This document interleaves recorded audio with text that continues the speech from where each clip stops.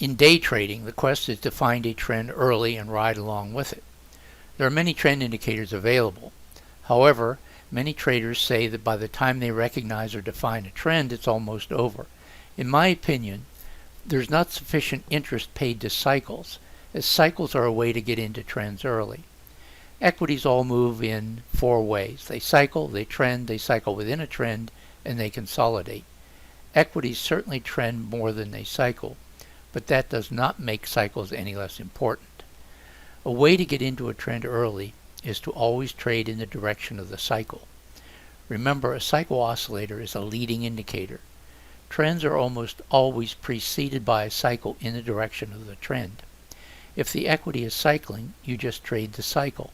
If it begins to trend, you ignore the cycle and stay in your position while the trend continues, using a trend indicator.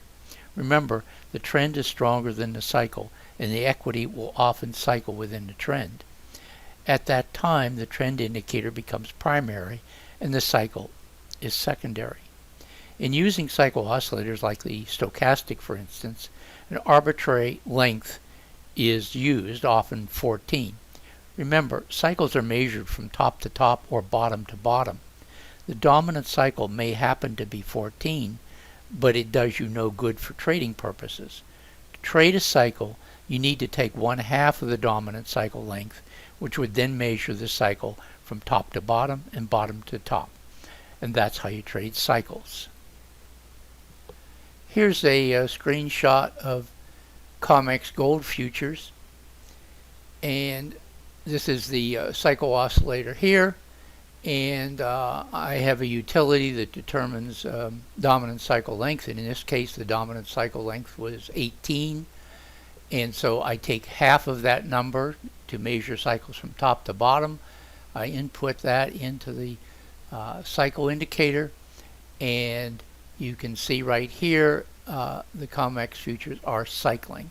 So it gets in very early right here before this moves up, crosses below the overbought line right here, and right at the very beginning of this down cycle. Then it cycles down here, then it makes another up move right here very early, and in this case it goes up to this point, which is a higher high between here and here, and then pulls back here to a higher low between here and here. So this is the beginning of an uptrend. And so ordinarily I would get out of this trade right here and